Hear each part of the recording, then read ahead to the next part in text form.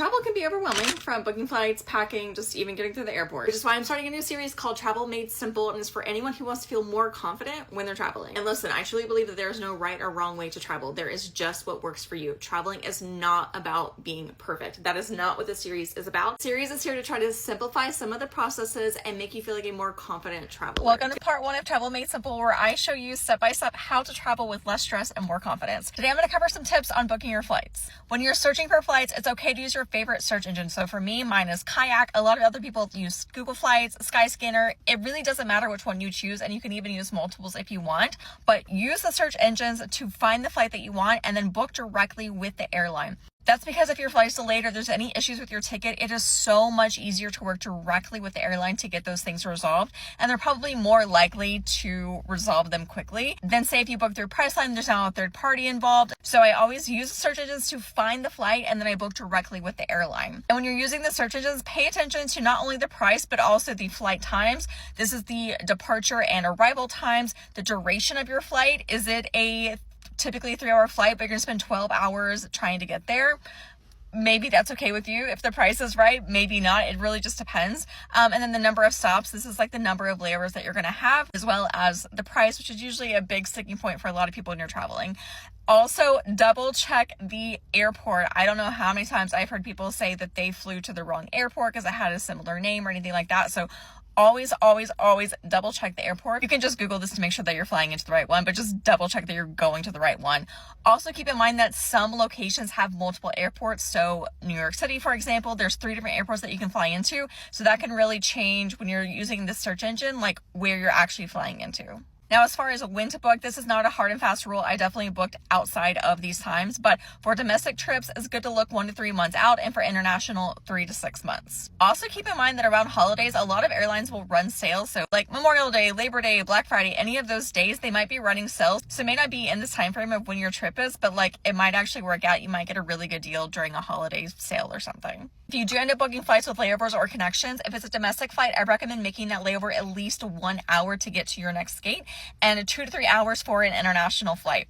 If you have delays or anything that like prevents you from getting to your layover spot when you think you're going to get there, this time will start ticking down so fast. 30 minutes can be doable in some airports, but it is very, very stressful. And for international flights, a lot of times when you arrive somewhere, you're going to have to go through immigration, have to go through extra processes before you can even get to your next gate. So leaving yourself extra time is just beneficial to your sanity overall. I'll link to some videos that I've made on these topics previously. Booking flights doesn't have to be complicated. It can actually be really simple. So just take a deep breath and don't get overwhelmed throughout the process. Welcome to part 2 of A Travel Made Simple, where I teach you step by step how to travel with less stress and more confidence. Today I'm going to share 3 tips on how to plan an itinerary without over planning. The first tip is to plan anchor activities for every day. So by this, I mean 1 to 2 things every single day that are your like must do's and C's. You're not planning every detail of the day down to the minute. You're just saying these are the 1 to 2 things we like absolutely want to get done today, and we are going to make them happen. And then everything else kind of like fills itself in throughout the day. For an example, on my Italy trip, this was our last day in Venice. We booked the Moreno and Breno Island tour for 8:45 a.m. and then we booked a food tour for 5 p.m. that night. And that was going to be our like dinner for that day.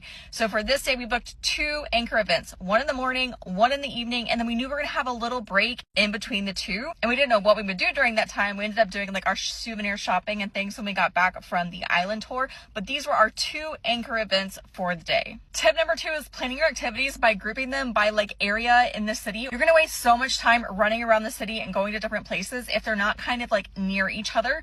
So to get started, I usually just make like one long list of everything we could do or want to do, or like potentially could see, researching blogs, like what are things I might want to do. And then I start grouping them by like where they are in the city and like type of activities, maybe how long they are. Maybe you do 1 long activity and 1 short activity a day. That's another way to kind of do it. But you really want to pull up a map of where you're going and actually get an idea of the location of these activities and start grouping them that way. And the tip number 3 is actually just to leave empty space in your itinerary, and you can fill it in once you get there. I don't think there's ever been a trip that I've gone on where I got to the city and didn't learn something new about that place and find something else that I wanted to explore. And if my itinerary was completely filled in from every minute and every hour, there would be no space to fit in that new thing that I discovered while I was there. Energy levels could play a part in this, and also just like, what are you most excited about? So when I went to New York City with my sister and my nephew, we had planned to see a Broadway show, we saw it, and then the next night we didn't have anything planned, and we all wanted to go see another Broadway show. So I think during the day, all we had planned was the Statue of Liberty, and throughout the day we kept talking about it, and we were like, we really want to go see Beetlejuice, we really want to go see Beetlejuice, and we don't have anything planned, so like, let's just go do it. And that ended up being one of our favorite nights of the entire trip, was actually just the one that we didn't actually have planned. I mean, we had a great time in New York City overall. Like, we all loved Beetlejuice so much, and we actually liked it better than the show that we did go see the night before,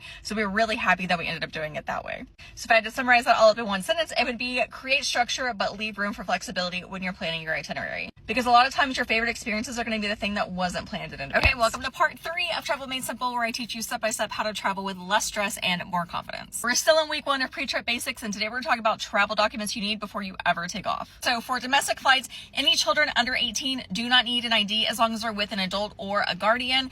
Adults, on the other hand, need to show a real ID, and this is as of May 7th, 2025. This is something the government has been trying to implement for like 10 or 15 years. They finally did it this year, is a real ID. Every state has a slightly different version of this, but essentially it needs to have this star, either gold or black, in the corner of your ID, and that identifies it as a real ID. If you don't have a real ID, here are other forms of acceptable identification. I'll move out of the way so you can take a screenshot. I also made a more comprehensive video about real IDs back in May when it first was announced, so I'll link that down in the description below.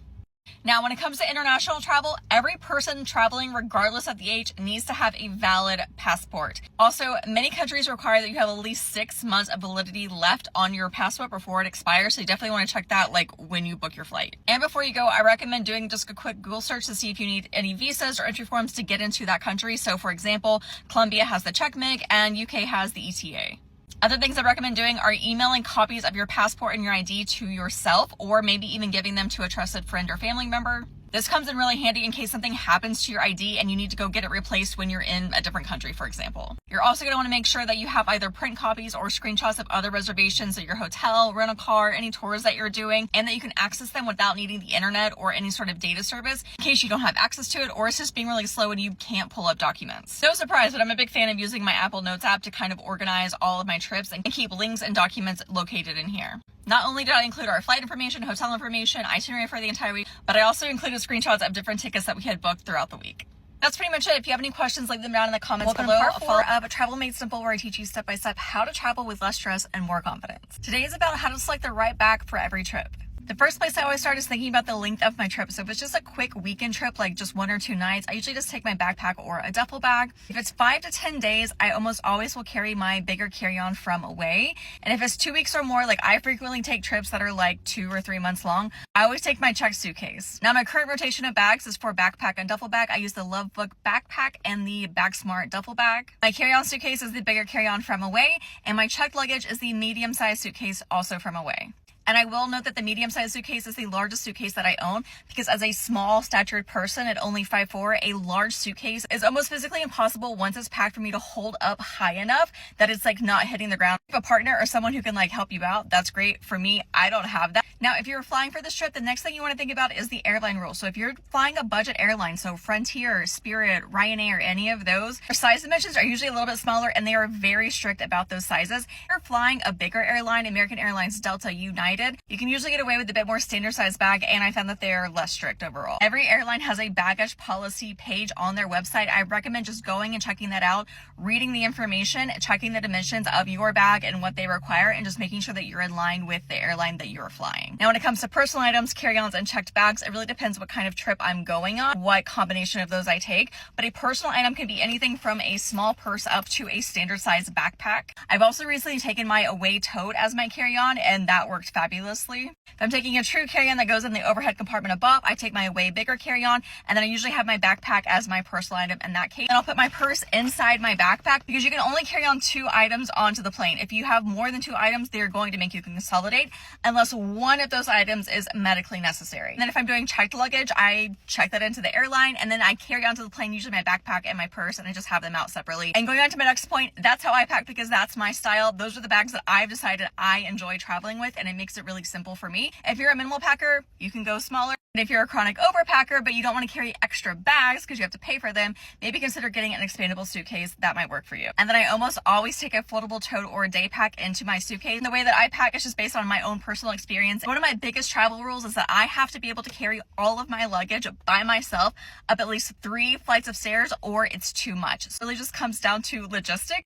Traveling solo and having to go up and down stairs, train platforms, all the things. I've just decided that it's not worth it to me to overpack because it makes my travel days really unenjoyable and just like really frustrating. So trying to find the balance between having everything that I need and making the experience of travel not so frustrating is a balance that I've kind of come to. And if you're just getting started with your travel journey, I hope you found this really helpful. Welcome to part 5 of Travel Made Simple, where I teach you step by step how to travel with less stress and more confidence. Today is just a quick and dirty rundown of how to pack liquids in your carry-on. Rule is known as the 3-1-1 liquids rule, and it actually includes liquids, aerosols, gels, and paste, because it also includes toothpaste, which you can see over here. 3-1-1 rule basically says that all items of this nature must be in travel size containers that are 3.4 ounces or less, and each passenger is limited to 1 quart size bag of said items. This includes common items like toothpaste, shampoo, conditioner, mouthwash, and lotion. Again, this is only for your carry-on. This is the bag that goes with you through security and straight to your gate, and you take it onto the plane.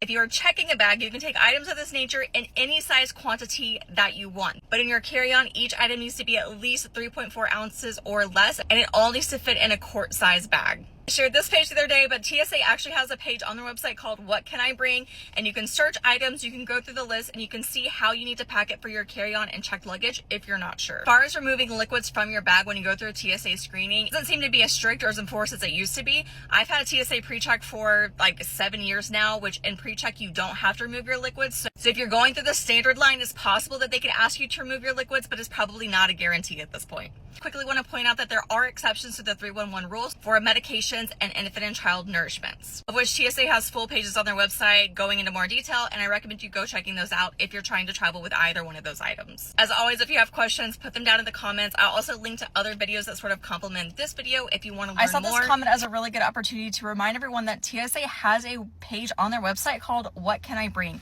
And it has a very extensive list of common and really uncommon things that you might want to bring to the airport and how you should pack them. I do have a search bar that you can use down here at the bottom, or if that's not working, you can also just do it by category and see if your item shows up there. It's not showing up in any of my screenshots, but this column right here is for carry-on luggage, and this column right here is for checked luggage. You can see hair dryers right here. You can pack them in both your carry-on and your checked luggage with no issues. And then for hair straighteners and flat irons, they've actually broken up between cordless and cords down there. And you can see right here, this one is one that needs additional explanation. So they have it over here on the corner. Your carry-on, you can carry it with special instructions, and your checked luggage, you can absolutely not pack your cordless flat iron in your checked luggage. And if your flat iron does have a cord, you can actually pack it in either bag, but there are some additional special instructions for it. And your question is also really timely because just last month, the TSA actually started banning those cordless flat iron straighteners going into your checked luggage because they have the possibility of blowing up when the airplane is in the air. So you can no longer fly with your following in your checked luggage. Curling irons are flat irons that contain gas cartridges. Curling irons are flat irons fueled by butane or spare gas cartridges for said flat irons and curling irons. You can still pack them in your carry-on, you just cannot pack them in your checked luggage. This page is honestly probably the most helpful page that you're going to find when you need to pack, especially if you can't find something online just from like doing a quick Google search. And if you're trying to pack something that isn't on their list, they actually also give you a way that you can contact TSA to find out the instructions before you ever get to the airport. Thank you so much for this question. If you'll have any more, let me know. I'm always happy to answer, and happy travels.